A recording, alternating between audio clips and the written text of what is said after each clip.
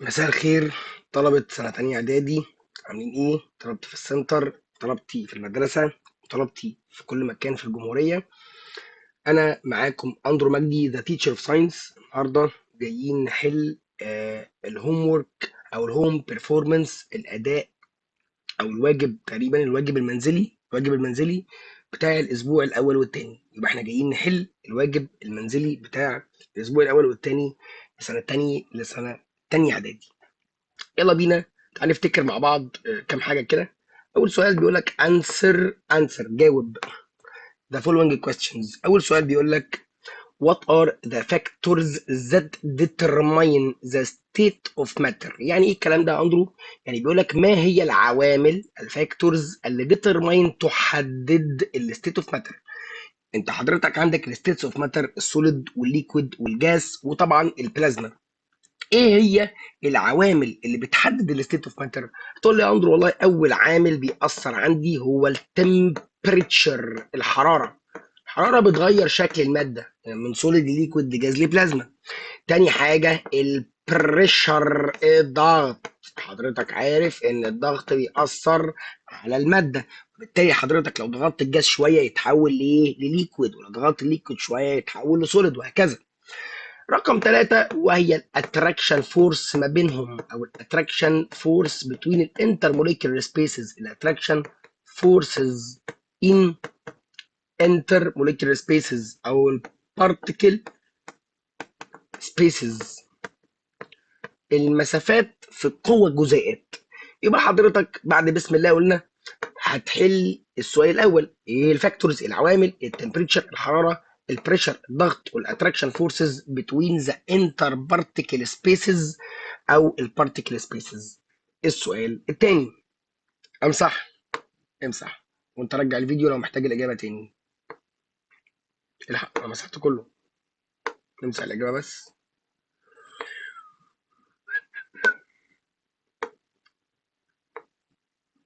برضو لا.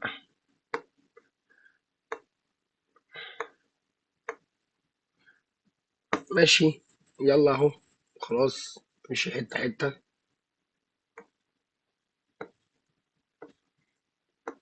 كبرت اهي شويه. اللي بعده بيقول لحضرتك what are the factors that determine the speed of diffusion. يعني ايه السؤال ده يا اندرو وانا بمسح كده؟ اعتبرني بمسح السبوره قدامك وبتكلم معاك. بص يا رجوله، ما تنساش طبعا الاول يكون معاك ورقه وقلم عشان تكتب ده ورايا وتسجل. احنا مش بتسمع وخلاص، انا عايزك تكتب ورايا، تكتب يعني. السؤال الثاني بيقول لك وات ار ذا فاكتورز، ايه العوامل اللي ديترماين بتحدد السبيد اوف ديفيوجن، سرعه الانتشار. يعني امتى انتشار الفلويد اذا كان جاس او ليكويد، امتى انتشاره يكون سريع او امتى انتشاره يكون بطيء. طبعا الكلام ده كله هيكون على حسب برضو التمبريتشر، على حسب الحراره. حضرتك عارف الريحه بتنتشر في السخن اكتر من الساقع، الاودرز الروائح بتنتشر في السخن اكتر من الساقع. رقم اتنين قال لك الستيت اوف ميديم، حالة الميديم. ازاي يا اندرو؟ لان في الميديم السوليد، طبعا بعيد عن السوليد، في الميديم الجاس والميديم الليكويد، الجاس اسرع من الليكويد، يبقى الستيت اوف ميديم بتأثر، والتمبريتشر بيتاثر. طبعا انا قلت لك بعيد عن السوليد. ليه بعيد عن السوليد؟ عشان السوليد ما بيعملش ديفيوجن اصلا، والسوليد مش من الفلويدز. فاحنا هنقول الستيت اوف ميديم بناء على ايه؟ بناء على ان الجاس اسرع من مين؟ من الليكويد، كان الاتنين فلويد. يبقى اذا اولا الحراره هتاثر معايا اهو بالازرق، الحراره هتاثر معايا، والستيت اوف ميديم هتاثر معايا. وفي معلومه عايزك تعرفها بقى اسمها الماس اوف جاس. الماس اوف جاس يعني ايه الكلام ده يا اندرو؟ يعني كل ما الغاز كان حجمه سوري، كل ما الماس كان ماسه، كل ما الجاز كان ماسه، كل ما الجاز الماس بتاعه قليل، كل ما السرعه بتاعته تكون اكتر. يعني لو انت معاك ماس قليل هيديفيوز فاست، هينتشر اسرع، ديفيوز فاست، يطير اسرع. يبقى الماس القليل يطير ايه يا فندم؟ اسرع. ده بس ده في مين؟ في الجاس. يبقى هتقول لي اللي بيأثر معاك الماس اوف جاس. يبقى نظف السبوره بتاعتك اهو، ده اللي انت هتكتبه لي. ايه هي العوامل اللي بتأثر يا معلم؟ عيب اللبن. العوامل الفاكتورز اللي بتاثر على السبيد اوف ديفيوجن بتقول التمبريتشر الحراره، والستيت اوف ميديوم، والماس اوف جاس. الماس اوف جاس، اوكي، الماس قلنا الكتله بتاعت الغاز، كل ما الكتله تقل كل ما السرعه بتاعته تزيد. اللي بعده سؤال غبي قوي، سؤال غبي جدا. طبعا اوعى تسال السؤال ده لوالدتك او لوالدك عشان هتتشتم، تشتم شتايم مش لذيذه. بيقول لك can you hold air؟ هل تستطيع تمسك الهواء؟ طبعا لو قلت الكلام ده لابوك او امك يقول لك تعالى مسكهولك الهواء، ولكن حضرتك مش هتعمل كده. ليه؟ عشان can you hold the air هتقولي لا. and why؟ لاني ما اقدرش امسكه، لان سرعه جزيئاته يا اندرو كبيره جدا جدا جدا، سرعته بتتحرك بسرعه، والاتراكشن فورس بتاعته ضعيفه جدا جدا جدا، وبالتالي it can diffuse very fast. ما اقدرش امسكه عشان بينتشر بسرعه جدا. ما اقدرش امسك الهواء ليه؟ ما تسالش بابا مامتك السؤال ده، قلت لك عشان يمسكك الهواء بجد بقى، هيخليك تمشي تتعفرت في الشقه. ما تسالش السؤال ده، بس في الساينس احنا عندنا اجابه. يبقى تقول لي والله نو، مبدئيا نو، انا ما اقدرش. كان يو هولد اير؟ نو، انا ما اقدرش. طب حلو، بعد ما اقدرش ليه بقى ما اقدرش؟ تقول لي بيكوز، علشان السبيسز او بارتيكل انتر بارتيكل سبيسز are very large. دي لارج ماشي. and و الاتراكشن فورس، الاتراكشن between الانتر بارتيكل سبيسز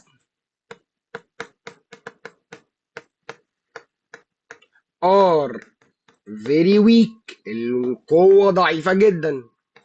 يبقى ال interparticle spaces are very large، والاتراكشن فورس القوه بتاعت الانتر موليكيولر سبيسز are very weak. يبقى الاتراكشن فورس ضعيفه جدا والسبيسز كبيره جدا. so it can diffuse fast. ايه so can diffuse fast؟ ينتشر بسرعه شديده جدا، وبالتالي ما تعرفش تمسكه. اللي بعده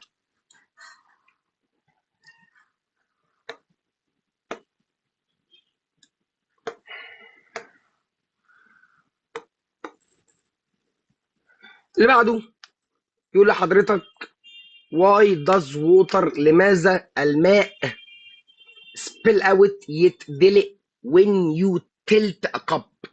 يعني ايه الكلام ده؟ يعني لماذا يسكب الماء عندما ينظر، عندما تميل الكوب. تلت يعني تميل، تميل الكوبايه. ايه ده بقى؟ السؤال ده برضه لو سالته لوالدتك او والدك هيطلع عينك ان ده سؤال غبي. لا هو مش غبي ولا حاجه. الميه يا حبيبي بتدلق من الكوبايه عشان انت بتميلها، لان الميه ممسوكه نص نص، والمسافات اللي بينها نص نص، وبالتالي ده نص نص وده نص نص، فهي بتعمل ديفيوجن، بتعمل ديفيوز، بتنتشر بس ببطء سيكا، بس بتنتشر بسرعه متوسطه. الديفيوجن بتاعها متوسط، طبعا مش اسرع من الجاز بس هي بتنتشر. يبقى طبيعي جدا لما تيجي تصب او تكب اي كوبايه او اي ازازه، اللي هيحصل منك ان هي تتكب منك. ليه هتتكب يا معلم؟ عشان بكل بساطه يا اختي الانترموليكولار سبيسز ار relatively large. السبيسز تقريبا كبيره، relatively large، and الفورسز relatively large برضو. الاثنين تقريبا كبار، تقريبا مش كبار، تقريبا كبار. يبقى الاثنين يا اندرا مجدي تقريبا كبار، يا ولدي تقريبا كبار. معنى ان هما تقريبا كبار يعني متوسطين. so it can diffuse، تقدر تعمل diffusion. so it can diffuse، مش هتعرف تمسكها. ودي الاجابه. طبعا هتقولي الاول because the spaces، عشان المسافات relatively large and the forces relatively ايه يا فندم؟ large برضه. طبعا ما تكتبش forces بس، اكتب inter particle forces و inter particle spaces، يعني خلي هنا في inter particle عشان تبقى اجابتك كامله ومحدش يتلكك لك من مدرسينك. inter particle. اللي بعده why does the sugar cube take the shape of the cup؟ لماذا، ليه السكر بياخد شكل الكوبايه؟ يعني انت لو حطيت مكعب سكر او مكعب اي ماده سوليد عموما عفوا، مكعب اي ماده صلبه عموما هياخد شكل الكوبايه، وبالتالي حضرتك ليه هياخد شكل الكوبايه؟ بكل بساطه هتقولي عشان انتر بارتيكل سبيسز ار فيري سترونج. الانتر بارتيكل سبيسز، الانتر طبعا اولها بيكوز انتر بارتيكل سبيسز ار لارج، سوري ار سمول، سوري سرحت، السبيسز ار سمول اند الانتر بارتيكل فورسز ار لارج او سترونج، قويه جدا. so it can't diffuse so can't diffuse مش هتقع ولا تتحرك and take shape of container and can't take shape of container، ما يقدرش ياخد شكل الحاجه اللي محطوطه فيه. can't take shape of container، ما اقدرش ياخد حاجه شكل حاجه محطوط فيها. يبقى الاجابه بكل بساطه هتقولي بيكوز اهي قدامك اهي، تعالى نعلم عليها هايلايتر بالموف. because الانتر بارتيكل سبيسز ار سمول والانتر بارتيكل فورسز ار سترونج so it can't diffuse and can't take the shape of container. من الاخر عندها definite shape وعندها definite volume، شكل ثابت، وايه يا اندرو؟ حجم ثابت. اللي بعده يا معلم، سؤال كومبليت كده تعبان، انا شايفه تعبان يعني، تعال نحله ونبقى خلصنا.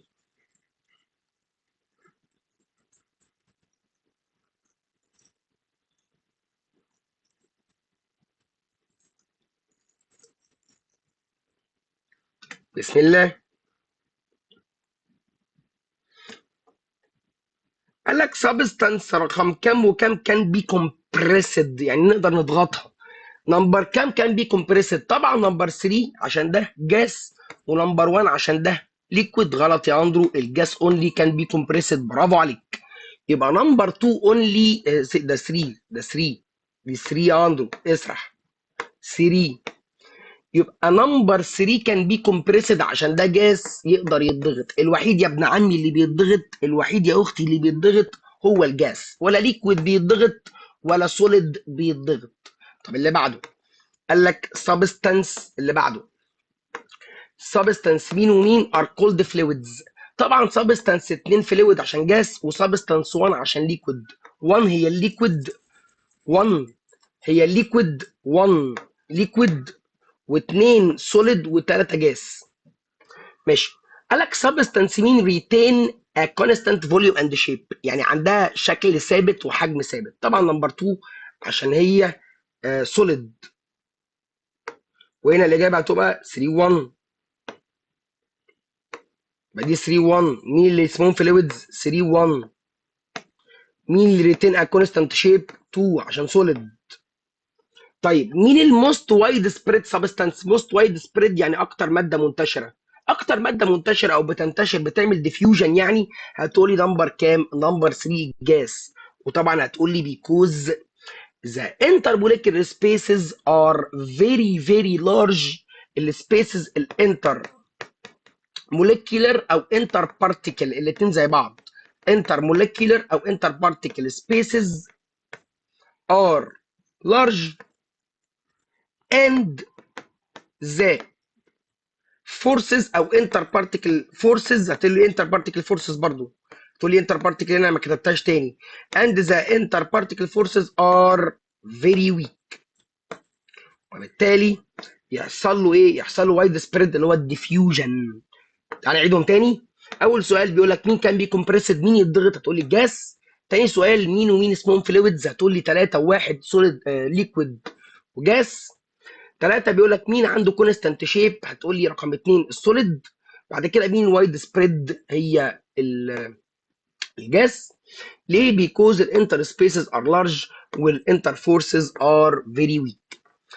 خلصنا. رب يكون وقت خفيف مش رخم وما تجوش صدعتك. ربنا معاكم، ومحتاج حاجه اسالني في اي كومنت وانا تحت امرك. ربنا معاكم، ذاكروا كويس، اللي محتاج حاجه يسالني. دمتم في سلام الله، الى اللقاء.